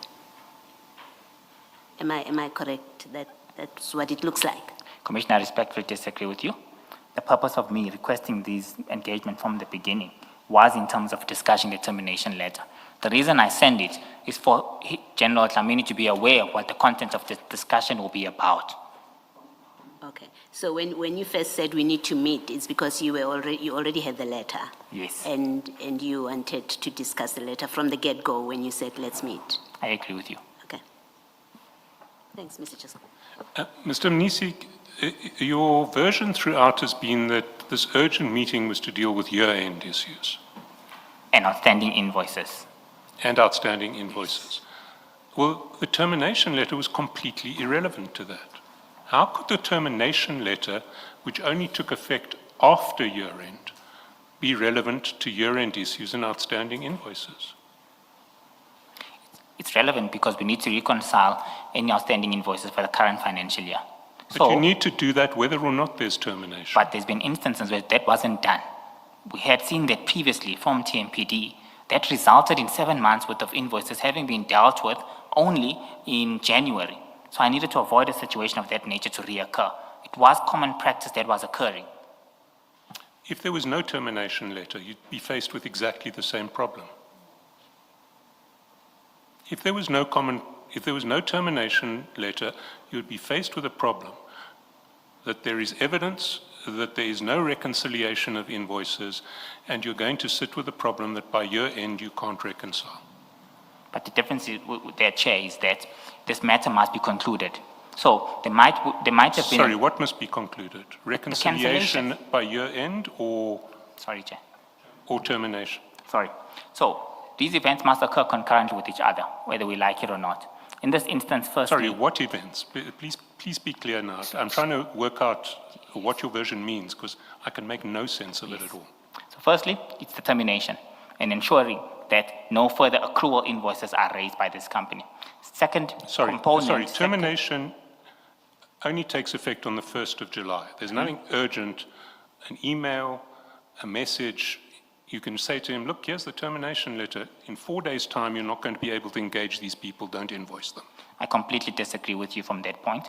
Taking into account what had occurred in the past, this was an urgent matter for me to deal with, to address on both events. Firstly, the outstanding payables issue and reconciliations being done accordingly. Okay, Secondly, stop at that first one. That first issue is going to be there whether or not there's a termination letter. You accept? I accept. So the termination letter has nothing to do with that. No, it does, because it's related. It's a related matter. We have seen major issue in the service provider. The service provider could have a deployment letter that we're not aware of. So this must be dealt with accordingly, and that all parties involved must work together. The service provider has received a letter that says you may not provide any services with effect from 1 July. Next financial year, you may not provide any services. Service provider can't, there are no issues with deployment letters that might affect the next financial year in the face of that letter.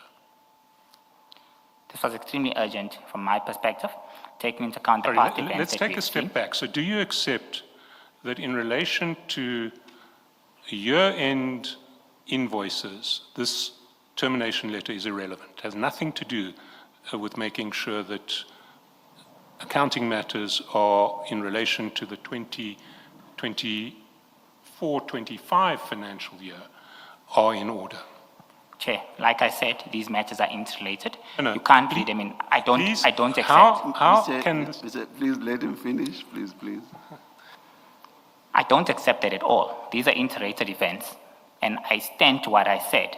The urgency of this came in two aspects. Firstly, we need to ensure that the books are reconciled accordingly. Secondly, we need to ensure that this issue desists from reoccurring, completely moving forward. So the termination letter triggered my concern from the past events that we had seen and that were evident on board. So it was relevant for me to have a discussion on both matters to finally get this matter to rest. You were part of the committee that took the decision that gave rise to the termination letter. Yes. So you were aware of those issues from months before. So you could have anticipated that in relation to the reconciliation of invoices for the 24-25 financial year, there may be a problem given the track record of the department and Goobies. Why did it only occur to you that this might be a problem when you see a termination letter on the 26th of June? Termination letter triggered that, Chair. It was an issue that I was going to address in any matter. Termination letter triggers that, so that this matter is addressed urgently at this point in time. So the issue would have been an issue whether or not there was a termination letter. Or might not have, but it's an issue that I was aware of and it was persistently continuing, so I needed to ensure that there are systems and safeguarding controls in place to desist that from reoccurring. And the existence of the termination letter had no effect on whether that would or would not have been an issue. Like I said, that's not the only reason. Moving forward, how we Sorry, let's get rid of the first explanation that you gave us, because I want to put to you that first explanation is just simply wrong. I The disagree. termination letter could have had nothing whatsoever to do with issues as to whether invoices had been reconciled up to the point at which termination took effect. Respectfully, SC, I disagree with you. These matters are interrelated. One matter triggers another, whether we like it or not. There could have been You can say that again and again, but you actually need to give me some sort of rational explanation for it, because the termination letter takes place after year end. You're talking about a process of reconciling invoices up to year end. The two are not related. I disagree with you, SC. They are related. That's my answer as a result of this triggering, whether these matters have been reconciled or not, and also ensuring that we put systems in place to avoid this from reoccurring in the new year. We saw what happened in the previous financial year. Invoices from 28th of June 2024 were claimed by the service provider, which had to be dealt with as an ex post facto invoice. So from my perspective... But if we're talking about invoices from a year and a month previously, that's not going to be affected by termination. That is a problem that exists whether or not termination has taken place. You understand that? I understand that, and I've given my answer on the urgency of this matter and what triggered both processes.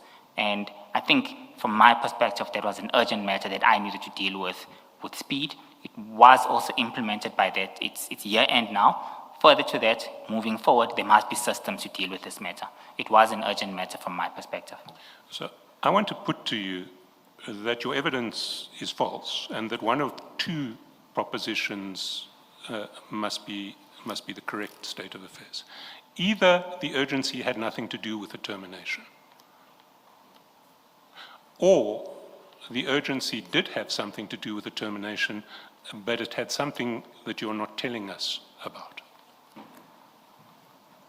I respectfully disagree with you on that proposition. I am giving evidence from an objective perspective. I am telling the truth to the Commission. The purpose of this engagement was in reference to dealing with the matters that I just raised. Firstly, year-end processes ensuring account payables are in place. Secondly, ensuring that this matter does not reoccur in the near future, as depicted by the sequence of events and the urgency of me actually wanting his contact details so I can further have discussions with him directly. But Mr. Mnisi, what's the happening or not happening of something in the future? What's it got to do with the financial year end of 2025? Well, what's the connection between the two? The future in the context of that financial year would obviously be something starting from the next financial year onwards. So what's that got to do with the end of this financial year? I just do not understand you. Firstly, Commissioner, I hope you are not going to repeat the same thing you've been repeating to Mr. Shaskalsin. I hope you're going to give a new explanation. I'm going to give you a true explanation of what occurred from my recollection and what happened on this event. Chairperson, risk management processes have dictated that there's a failure within the internal controls around this process. I will not repeat. We've already discussed it and we've seen the evidence towards that. Secondly, I am a proactive individual in terms of managing risk and mitigating measures from reoccurring in the near future. So I don't just look at matters What's in your near future? What's your near future? The new Is it- financial is it, year. Is it from 1st July onwards? the new financial year and to put safeguards in place from the beginning. That's my proactive thinking in terms of addressing this matter and mitigating it from reoccurring in the near future. So I had to deal with it firstly. I assessed the risk management processes. There were severe issues that were reoccurring. It's evident we've seen that. Secondly, let's be proactive and stop this so that everyone is on the same state of mind. From my perspective, that was urgent. What exactly would you have had to say in your year-end report about this matter? At least in this context, with the exception of saying this has been terminated. Chair, the first aspect. I know you would have had to give a Yes. history, this and that and that and that happened leading to the termination. But my understanding is that you wanted to talk to the general about the termination, correct? Correct. Now, what's the urgency in that in relation to the financial year end? What's the urgency? If all that you want to talk to him about is the cancellation, that's my difficulty, especially regard being heard, and Mr. Shaskalson has said this repeatedly, regard being heard to the fact that that cancellation was only going to take effect from the 1st of July. So telling the general that there has been a termination or discussing that termination with him, what's that got to do with you finalizing your report for purposes of the financial year end? What you've said thus far just does not make sense at all. Yes? Chairperson, with all due respect, this is what occurred, and I am giving evidence to the Commission that the purpose of me having a discussion with Deputy Chief was in relation to ensure that, firstly, account payables are recorded accordingly to avoid What accounts payables, the creditors, that if there's any matters outstanding, reconciliations must be done accordingly so that our books are relating complete. to which financial year? To the financial year that was closing, which was the 30th of June 2025. Further to that, the termination moving forward and that the matter is being closed, that was urgent for me. I needed to address that. I saw that as something that's pertinent for me to have a face-to-face discussion with the general in order to avoid anyone saying anything else. We've seen in other chats that the general, between himself, what was presented to me, it's something that said, Mfowethu is okay that, which I hadn't. So I needed to ensure that I have a direct communication with him and I outlined this in full so that this matter is closed completely. And then And on moving something you consider to be that urgent, you don't get the number directly from within the system and you want it from Sergeant Kosi. it was easier. He had it readily available. And your PA could not easily have gotten it for you. I chose to ask it from Sergeant Kosi. I could have asked it from my PA, who would have phoned his PA, who would have first asked for permission. Would have been easier for me to And Sergeant Kosi. on these chats, how long did it take him to give you the number? I'm just going to page 331.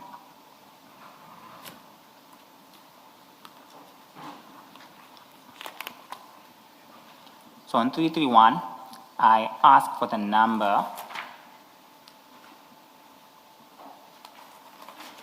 Can I have his number on 332? At I 10 just want the time, how long. You can look at the beginning and then right at the tail end and just give me how long it took. How long did it take? Okay, that's where I'm going. It was at 11:58. He sent it to me at 11:03. So it looks like it was about 5 minutes. 5 minutes, okay, all right. Mr. Shaskalson? No, before you do, can I please? Sorry, Mr. Chaskalson. Mr. Mnisi, you say urgency for two reasons. One is for the future, the new financial year, but this termination letter is on the 26th. And in fact, you say it cannot wait before for the meeting. I need to do this on a call and I need to do it now. But the termination letter is on the 26th of June. And so, even if one accepts that there is an urgency to deal with what not to do in the future, you actually have a good 4 days good 4 or 5 days before the new financial year starts. So it doesn't make sense that you have a meeting that you're scheduling and then you say, I have to speak to him now so that I can talk about the future that is only starting on the 1st of July. So it doesn't make sense at all as an explanation for why it's urgent to have a call. Similarly, the reconciling of the previous years or the ending year payments, invoices, and purchase orders, it doesn't make sense because you have 4 days before the year closes, but the close of the year doesn't mean come the 30th, all your documents and everything are in. It's a process that continues to run as you prepare your documents. I see you nodding. I think you agree with me. I agree with you. That it's a process in itself. So your explanation that I needed to speak to him now, before the meeting that we are scheduling, and that's what made it urgent, is not a satisfactory explanation because you had time on both sides. I would like you to comment on that if you've got a comment. But the second thing is you are speaking to Sergeant Nkosi about having this meeting and having a discussion with General Dlamini. So it must be that it is just about Goobies, and we know it is about Goobies because it's about the letter that was sent to Goobies. But Goobies is not the only service provider who is implicated by a termination of these ad hoc services. It's not the only service provider that likely has financial accounting and reconciliations and purchase orders issues. You have the whole lot of your service providers who are similarly situated, and you're not obviously not going to be addressing them with Nkosi because he has nothing to do with them. So that again is to me suggests that in fact your telephone discussion and your meeting that you're asking for had nothing to do with what you're telling us that they were about. It was going to be a completely different discussion other than what you're saying about the future and the reconciliations that you want to be done before financial end, because that explanation doesn't make sense at all for the agency that you've put into this process. Commissioner, I respectfully disagree with you on the grounds that we had 4 days left and we do provide additional 10 days. TMPD is a big spending department. For them to reconcile all the status of accounts, they might need way more than 4 days. Taking into account that there must be confirmation and engagement with the service provider, have an agreement in terms of what's outstanding. From that point, they need to undertake the process of ensuring that invoices are certified, purchase orders are created. So that's something that takes a bit of time in some instances, particularly on the verification component. So from my perspective, this was essential, and I needed to give him a heads up so that we don't face an issue of this nature when time is up. Interrupt you, but that's what happens every year end. Mm-hmm. It's not unique here. Every year end, that's exactly what the processes of closing the year entail. So you have to explain why this is different, that you are rushing things in this way, and specifically relating to Goobies. So every year end, the department was getting us wrong. The previous year, I had to make restatements on the financial statements as a correction of findings that were picked up by the Auditor General. We had to accept that indeed these are matters that are outstanding. So it was something that was not occurring correctly in the past. Hence, this time around, we needed to ensure that this finding does not repeat itself and there's no need to make a correction on the submitted financial statements. Goobies' June invoice was only going to come in late July anyway. So within this process, we also request the service provider to submit early. It's a standard process of closing our books. All service providers are sent letters to ensure that you submit your invoice that's due for the year-end financial year before 10 working days. That's the last invoice. So that was going to happen in July, and all the recon would happen in July. There was no urgency on the 26th of June. But invoices that might not have been dealt with subsequent to either the period of May, April, and March. Took note that we resolved an issue of Goobies' outstanding payments in March for all invoices that were due up until February. So what happened to March invoices? What happened to April invoices, May invoices, and June. So there was 4 months that needed to be dealt with accordingly. But you said at this point you were not aware of any outstanding invoices. Yes, but there was a perception that I need to get confirmation. So the Deputy Chief Dlamini must ensure that that has been dealt with accordingly. I might not have been personally aware, but it's a process that must be undertaken. Okay, Mr. Can I try and spell this out in very simple steps so that you and I can actually find ourselves on the same page? I'm very, very sorry to interrupt you, Mr. Chaskasin. Did the council discuss the end time today? For today, rather. We were aiming at 4, but unless the witness is going to come back tomorrow morning, there is... Perhaps let's take